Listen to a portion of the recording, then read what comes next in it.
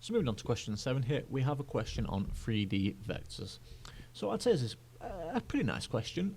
There's nothing particularly too challenging, and for the first part we can actually use the formula book to help us in this question. So this is just the part I've took from the formula booklet for the further maths. So if you've never come across this before, this might help you in any further exams that you might need it for. So we've got two equations for the line. So we've got line L1 here with this equation, and we have the line L2 with this equation. So part A, for 3 marks, we just have to show that L1 and L2 lie in the same plane.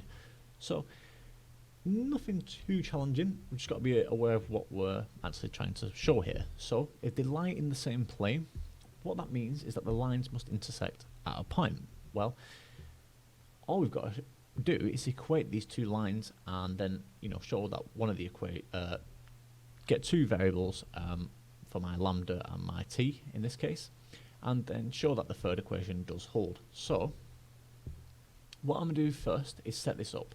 Now what I'd say is, if you've never come across this before, definitely use the formula book. What it's saying is that your position vectors are the numbers on top, right? So what I'd have here is 1i minus 1j and 4k.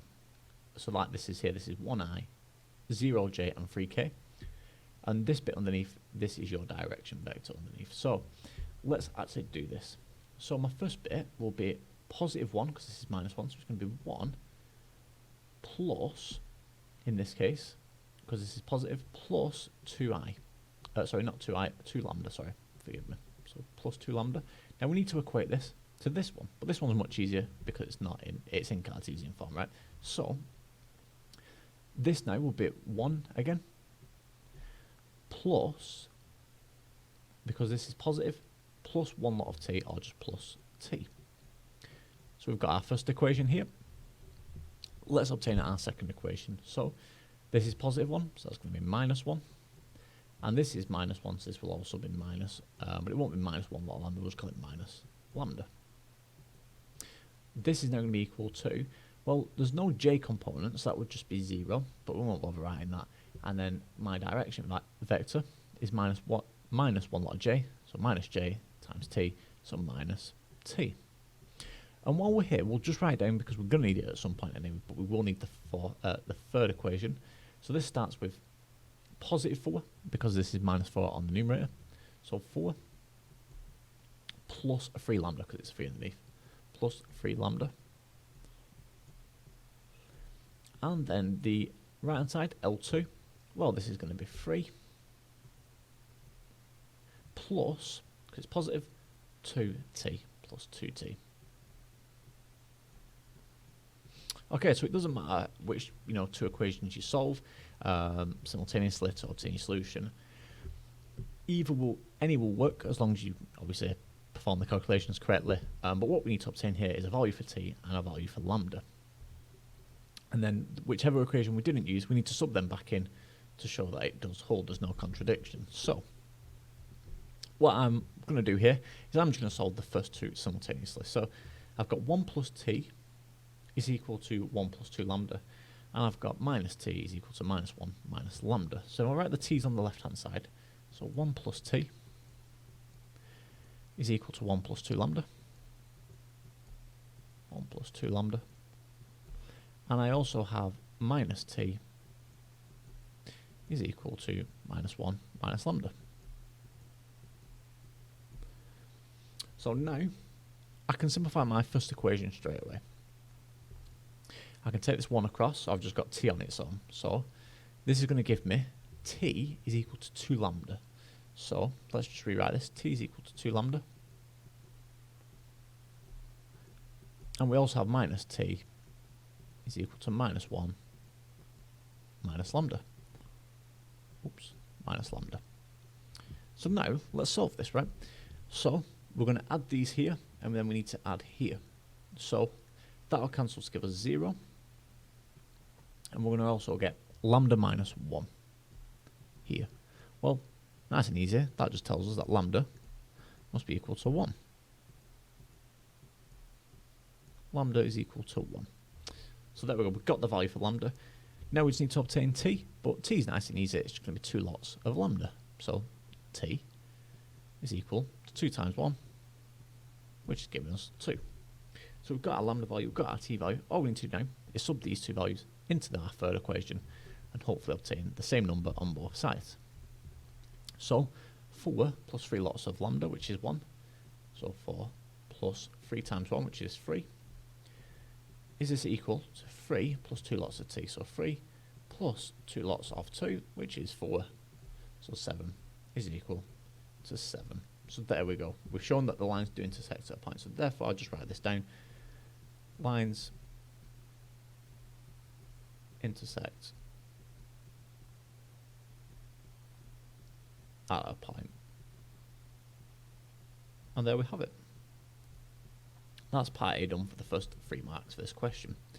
Part B now is just a 1 marker. We have to write down a vector equation for the plane containing L1 and L2.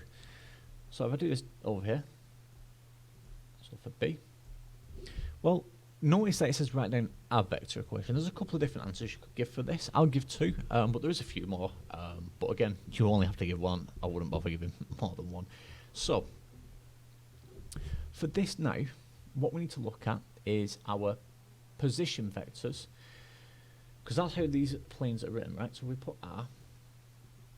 Well, my position vector, let's just use the first one for example, right? So this is going to be 1, minus 1, 4. So my first position vector will be 1, minus 1, 4. Okay. Now, we would normally write something like lambda and mu. You can write whatever you want here, be as exotic as you want, but I'm just going to write P and Q. So plus P lots.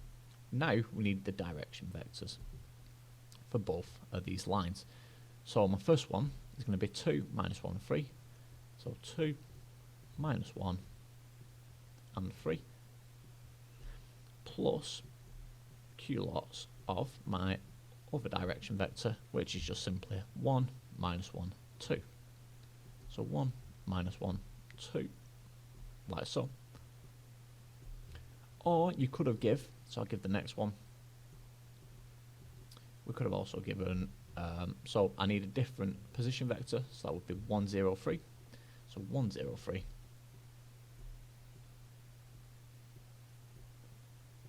Like so, plus P lots. And again, same direction vectors here, so pretty much an identical answer. Minus 1, 3. And then plus Q lots again.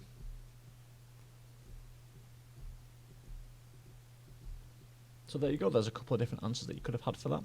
And then finally for part C, so if I just rule off my part B and A. So for part C now, we just have to find to the nearest degree the acute angle between the line L1 and the line L2. So for this question here, this formula that you will need is not in the formula book, so this is just one that you will have to learn. So the formula that we need is cos theta. Cos theta. So it's going to be equal to A dotted with B. And this is going to be over modulus. So A times the modulus of B. Right, so, and these are my direction vectors, so right underneath.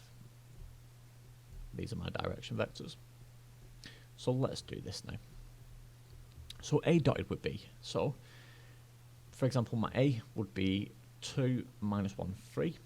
And then my B will be my 1 minus 1 and 2. So, if we write that down. So, 2 minus 1, 3.